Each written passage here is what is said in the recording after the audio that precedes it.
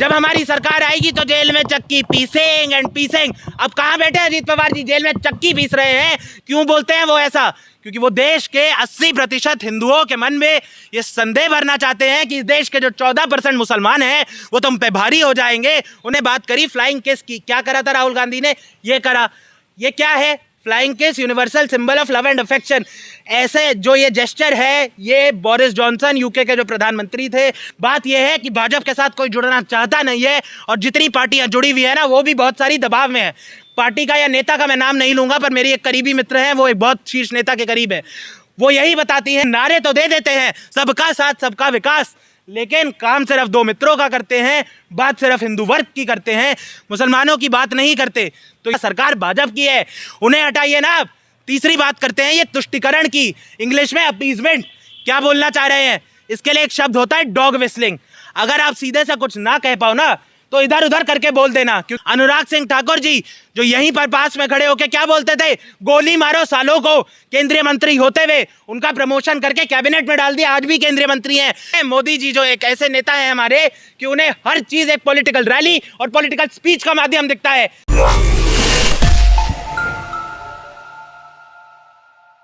जी कल जो प्रधानमंत्री ने भाषण दिया उस पर कई चीजों पर उन्होंने बातचीत की, क्या कहना चाहेंगे?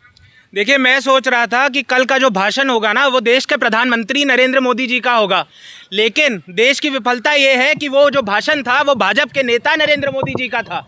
देश की आज़ादी को 77 साल होने को हैं, 76 साल हो गए हैं देश की आज़ादी को। उन्हें बात करनी चाहिए थी कि किस तरीके से स्वतंत्रता सेनानियों ने इस देश को आज़ादी दिलाई, किस तरीके से एक राजशाही में से निकल के ये देश एक लोकतंत्र बना, डेमोक्रेसी बना, लोकतंत्र बना, और जनहित में कितने काम करे गए, जनता का क्या उद्धार करा गया, पिछले प्रधानमंत्रियों ने क्या करा, नेहरू जी ने क्या करा, अटल जी ने क्या करा। लेकिन भाजपा के प्रधानमंत्री जो भाजपा के केवल नेता की तरह अपने आप को समझते हैं, नरेंद्र मोदी जी, उन्होंने क्या बात करी? उन्होंने बात करी 2014 में मैं आया था तो ये हुआ और 2023 में ये हो गया। अरे क्या भारत को आज़ादी 2014 में मिली थी या 1947 में मिली थी? आप पूरे 1947 से लेकर 2023 तक की बात क्यों नहीं कर सकते? और उसमें भी वो क्या करते हैं भाषण में? राहुल गांधी ने ये कर दिया, गांधी परिवार ने ये कर दिया, नाम भले ही ना लिए हो, जब जिस तरीके से उन्होंने बात करी है सब पता है वो क्या कर रहे हैं। वो राजनीतिक तंज कस रहे थे। बात यह है, मोदी जी जो एक ऐसे नेता हैं हमारे कि उन्हें हर चीज एक पॉलिटिकल रैली और पॉलिटिकल स्पीच का माध्यम दिखता है कि अगर नो कॉन्फिडेंस मोशन संसद में उनके खिलाफ खड़ा हो जाए तो वो वहां पर भी अपनी पॉलिटिकल स्पीच दे देंगे। अगर वो आज़ादी दिवस पर लाल किले के मंच पर खड़े हैं वहां पर भी वो पॉलिटिकल स्पीच देंगे। वो आदमी कभी स्टेट्समैन की तरह, कभी देश के प्रधानमंत्री की तरह बिहेव करता ही नहीं है, केवल एक नेता की तरह करते हैं। और उसमें क्या बताते हैं देश को कि देश के सबसे बड़े जो 3 ईवल हैं वो है करप्शन, परिवारवाद, और तीसरा उन्होंने क्या बताया था? तुष्टीकरण। परिवारवाद माने डायनेस्टी। अब मैं इस पे आता हूं एक एक करके। करप्शन बिल्कुल देश का बहुत बड़ा ईवल है, सारे कांग्रेस के कार्यकर्ता, मैं खुद, आप सब मानेंगे। लेकिन जब देवेंद्र फडणवीस जी 2014 से 19 महाराष्ट्र के मुख्यमंत्री रहे भाजपा के, वो अजीत पवार जी के लिए क्या बोलते थे? भ्रष्ट नेता है सबसे बड़े देश के, जब हमारी सरकार आएगी तो जेल में चक्की पीसेंगे एंड पीसेंगे। अब कहाँ बैठे अजीत पवार जी? जेल में चक्की पीस रहे हैं या उन्हीं देवेंद्र फडणवीस जी के साथ भाजपा शासित सरकार में उप मुख्यमंत्री बन के बैठे हैं? तो करप्शन अगर साफ करनी है तो अपनी वहां से साफ करिए आप पहले। फिर ये बात करते हैं डायनेस्टी की। सबको पता है जब नरेंद्र मोदी जी बात करते हैं डायनेस्टी की तो वो राहुल गांधी पे तंज कसना चाह रहे हैं, लेकिन आपके सारे दर्शकों को ये जानने की जरूरत है, याद रखने की जरूरत है कि नेहरू जी कोई पर्चे पे नाम नहीं लिख के चले गए थे कि एक मेरा वंशज आएगा, राहुल गांधी, वो अमेठी जीतेगा, ये जीतेगा। 2004, 2009, 2014, 2019 के सारे लोकसभा के चुनाव राहुल गांधी अपने बल पे जीते हैं। और देखिए उस आदमी की पॉपुलैरिटी कि जब वो उत्तर प्रदेश के अमेठी में खड़ा होता है तब भी जीतता है, और केरला के वायनाड में खड़ा होता है तब भी जीतता है। वहां के लोग उसे चुन के बेचते हैं। ये कोई परिवारवाद नहीं होता। परिवारवाद बताता हूं क्या होता है। पीयूष गोयल जी कौन से सदन में बैठते हैं संसद के? राज्यसभा में, क्योंकि जीत नहीं पाते लोकसभा में इलेक्शन, जनता का मत हासिल नहीं कर पाते। क्यों है पीयूष गोयल जी आज की डेट में भारत सरकार के मंत्री? क्योंकि उनके पिताजी भारत सरकार के बहुत बड़े नेता थे। अनुराग सिंह ठाकुर जी जो यहीं पर पास में खड़े होकर क्या बोलते थे? गोली मारो सालों को। केंद्रीय मंत्री होते हुए उनका प्रमोशन करके कैबिनेट में डाल दिया, आज भी केंद्रीय मंत्री हैं। कौन थे उनके पिताजी? हिमाचल के मुख्यमंत्री थे। जय शाह जी कौन है वो? क्या क्रिकेटर हैं? IAS है? MBA है? कुछ नहीं, केवल पिताजी उनके मोदी जी के परम मित्र गृह मंत्री अमित शाह जी हैं। तो अगर परिवारवाद है ना देश में, तो भाजपा में है सबसे पहले और सबसे ज्यादा सरकार भाजपा की है। उन्हें हटाइए ना। आप तीसरी बात करते हैं ये तुष्टिकरण की, इंग्लिश में अपीजमेंट। क्या बोलना चाह रहे हैं? इसके लिए एक शब्द होता है डॉग विस्लिंग। अगर आप सीधे से कुछ ना कह पाओ ना, तो इधर उधर करके बोल देना, क्योंकि उन्हें पता है ये तो बोल नहीं सकते कि मुसलमानों को मैं जीने नहीं दूंगा इस देश में, कानूनन अपराध हो जाएगा। तो इधर उधर करके बोल दो कि तुष्टिकरण हो रहा है। क्यों बोलते हैं वो ऐसा? क्योंकि वो देश के 80% हिंदुओं के मन में ये संदेह भरना चाहते हैं कि इस देश के जो 14% मुसलमान हैं वो तुम पे भारी हो जाएंगे, उन्हें तुमसे ज्यादा मिला है, इसीलिए उन्हें दबाने की जरूरत है। पर देश की सच्चाई क्या है? देश की सच्चाई ये है कि आज की डेट में देश का मुसलमान जो है वो आर्थिक और सामाजिक, इकोनॉमिक एंड सोशल बेसिस पे एक आम हिंदू से पीछे है। मुसलमान इस देश का एक पिछड़ा नागरिक है। उसमें कांग्रेस की सरकारों की भी विफलता है, भाजपा की सरकारों की भी विफलता है, लेकिन फर्क एक है, जब कांग्रेस की सरकारें होती हैं तो वो हिंदू और मुसलमान दोनों की बात करते हैं, दोनों को आगे बढ़ाने की कोशिश करते हैं। लेकिन भाजपा की जब सरकार होती है तो वो नारे तो दे देते हैं सबका साथ सबका विकास, लेकिन काम सिर्फ दो मित्रों का करते हैं, बात सिर्फ हिंदू वर्ग की करते हैं, मुसलमानों की बात नहीं करते। तो ये जो तुष्टिकरण जैसे शब्द प्रधानमंत्री प्रयोग में लाना चाह रहे हैं वो सिर्फ देश के हिंदुओं को भड़काने के लिए है। और आप देखिए इस देश की आयरनी, इस देश के अनफॉर्चुनेट कितना चीज़ है ये, कितना बुरा है ये देश के लिए कि जिस आज़ादी के आंदोलन में हिंदू, मुसलमान, क्रिश्चियन, जैन, सरदार सब मिलके लड़े, सबने मिलके देश को आज़ादी दिलाई, सबने मिलके देश को बनाया, निर्माण करा। हमारे देश एक ऐसा देश है जिसमें हिंदू और मुसलमान और सरदार, जैन, इस सारे धर्मों के लोग बड़े बड़े पदों तक पहुंचे हैं, भारत सरकार के मंत्री बने हैं, मुख्यमंत्री बने हैं, प्रधानमंत्री बने हैं, राष्ट्रपति बने हैं। लेकिन ये जो प्रधानमंत्री है ये नहीं चाहता कि ऐसा हो, ये चाहता है केवल एक ही वर्ग सत्ता में रहे, इसीलिए केवल उसी वर्ग को टारगेट करते हैं। लाल किले से मोदी जी ने ये भी कहा कि 24 में फिर आऊंगा, इसी लाल किले से वीर गाथा कहूंगा। और अभद्रता है ये, अभद्रता। आप एक चीज सोचिए, ये क्या कहते हैं, देश के बाहर देश का नाम हो रहा है। अगर आप देश के बाहर रहने वाले एक पॉलिटिकल एनालिस्ट है या पॉलिटिशियन है या सोशल साइंटिस्ट है और आप देखेंगे कि एक देश का प्रधानमंत्री खड़ा होकर बोल रहा है कि चुनाव के बाद भी मैं ही बताऊंगा, तो क्या वो ये मानेगा कि इस देश में चुनाव फेयर है? क्या वो मानेगा कि ये लोकतंत्र है? राजाशाही या तानाशाही नहीं है। 2024 के बाद नरेंद्र मोदी जी भी हो सकते हैं, राहुल गांधी जी भी हो सकते हैं, कोई और भी हो सकता है। और देश के एक लोग, कॉन्फिडेंस नहीं है, ये अभद्रता है, ये अहंकार है। अगर 2024 के चुनाव में कोई और व्यक्ति चुन के आता है तो क्या ये उसे प्रधानमंत्री की कुर्सी पे बैठने से रोक देंगे?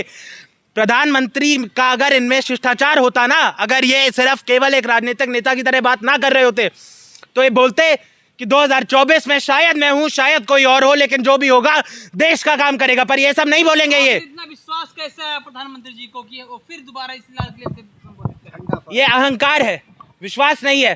क्योंकि कांग्रेस पार्टी आवाज उठाती है कि निर्वाचन आयोग, सुप्रीम कोर्ट, देश के बाकी जितनी संस्थान हैं इंडिपेंडेंट जिन्हें होना चाहिए, उन पे दबाव है। लेकिन सच ये है, दबाव है, लेकिन आज भी वो इंस्टीट्यूशंस काम थोड़ा थोड़ा कर पा रही हैं। आज भी देश में लोकतंत्र है, कम हुआ है लेकिन है।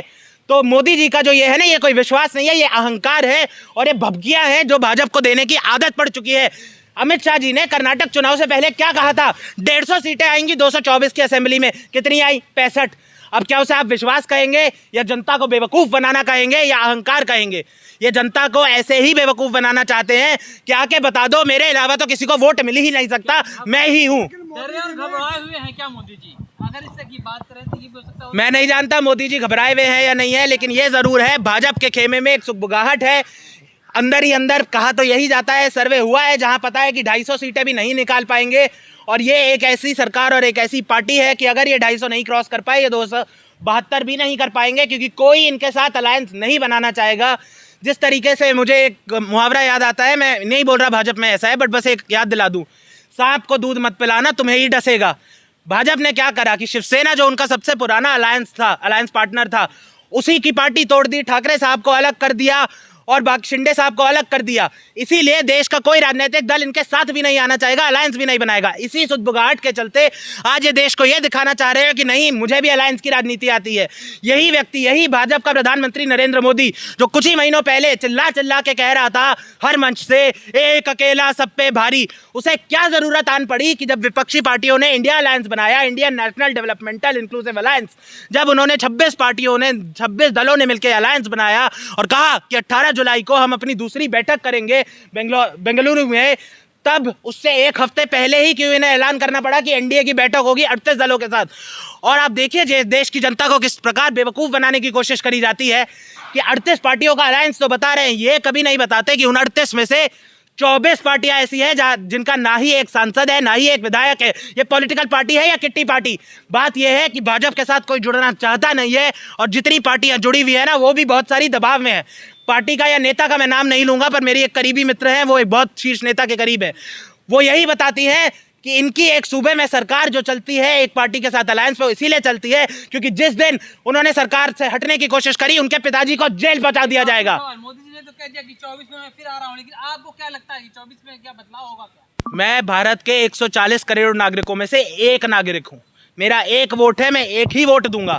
बाकी की जो 140 करोड़ की जनता है वो खुद निर्णय लेगी कि किसको प्रधानमंत्री बनाना है। एक ऐसे व्यक्ति को जो सिर्फ हिंदू मुस्लिम की बात करता है, सबका विकास सबका साथ जैसे नारा देके केवल 2 मित्रों का काम करता है, या ऐसे नेता को चुनेगा जो मणिपुर में जाता है, गरीबों का दुख बांटता है, अमीरों का दुख बांटता है, औरतों का, आदमियों का, बड़ों का, बूढ़ों का, बच्चों का, सबका दुख बांटता है, सबकी बात करता है, भारत की तरक्की के लिए बात करता है। क्या वो व्यक्ति प्रधानमंत्री बनेगा या ये व्यक्ति प्रधानमंत्री बनेगा? देश का निर्णय है। संसद में फ्लाइंग किस करते हैं जिसकी आप बात कर रहे हैं? संसद में फ्लाइंग किस करते हैं, इन्हें क्या उससे ऑब्जेक्शन है, क्या दिक्कत है?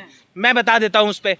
आंख मारने वाली जो बात है 2018 में यह हुई थी, जब इन्हीं के खिलाफ नो कॉन्फिडेंस मोशन लाया गया। राहुल गांधी ने मजाकिया तौर पे अपने एक मित्र को आंख मारी, पर्सनल था कुछ उसमें, ऐसा ये नहीं है कि प्रोफेशनली वो कर रहे हैं। कांग्रेस पार्टी ने स्टेटमेंट नहीं निकाली थी कि राहुल गांधी आंख मारेंगे। और किसे मारी थी? ज्योतिरादित्य सिंधिया। कौन है वो? आज की तारीख में भाजपा के केंद्रीय मंत्री हैं। और ये परिवारवाद की बात करते हैं, उनके पिताजी क्या थे? माधवराव सिंधिया जी मंत्री थे। खुद वो कौन है? महाराजा हैं ग्वालियर के। आज उन्हें वो सिंधिया जी की हमारी भी आंख याद आ रही है, उन सिंधिया जी का परिवारवाद नहीं याद आ रहा है। दूसरी आपने बात करी फ्लाइंग केस की, सुनिए मेरी बात। दूसरी आपने बात करी फ्लाइंग केस की। क्या करा था राहुल गांधी ने? ये करा। ये क्या है? Flying case, universal symbol of love and affection. ऐसे जो ये जेस्चर है, ये बोरिस जॉनसन यूके के जो प्रधानमंत्री थे, डोनाल्ड ट्रंप जो अमेरिका के राष्ट्रपति थे, इमैनुअल मैक्रोन जो फ्रांस के प्रेसिडेंट थे हैं, और शिवराज सिंह चौहान जी जिन्हें प्यार से लोग मामा जी कहते हैं, भाजपा के मुख्यमंत्री हैं मध्य प्रदेश सूबे के, वो भी ये कर चुके हैं। और राहुल गांधी खुद भारत जोड़ो यात्रा में सैकड़ों दफा ये कर चुके हैं, लाखों की जनता को, जिसमें दसियों हजारों महिलाएं थी, लेकिन किसी ने भी कंप्लेन नहीं करी। क्यों नहीं करी? क्योंकि उन्हें पता है कि ये आदमी केवल प्यार, लव, अफेक्शन, परिवार के लिए खड़ा होता है। ये आदमी कोई परिवारवाद का नुमाइंदा नहीं है, परिवार का और प्यार का नुमाइंदा है। सबने समझा कि उसमें कोई वल्गैरिटी नहीं थी, लेकिन स्मृति ईरानी जी शायद एक ऐसी, क्योंकि सास भी कभी बहू थी की एक्टर थी भैया, इतने सालों काम करा है, सारा दिन तो उस सीरियल में कलेश ही चलता था, तो शायद उनकी सोच, मानसिकता ही ऐसी हो गई है कि अगर कोई व्यक्ति एक प्यार की निशानी फैला रहा है, जो प्यार प्लेटोनिक भी हो सकता है, मैं अपने दोस्तों से, आपसे, मित्रों से, अपने टीचरों से कर सकता हूं, उन्हें लग रहा है ये कुछ वल्गर है, जैसे मुझे छेड़ दिया, लिखी हुई शिकायत दे रही हैं। ये दिखाता है कि आज की तारीख में भाजपा के नेताओं द्वारा संसद का आचरण कितना अभद्र हो चुका है कि एक प्यार की निशानी को एक वल्गर चीज जैसा दिखाया जा रहा है, एक घटिया चीज जैसा दिखाया जा रहा है।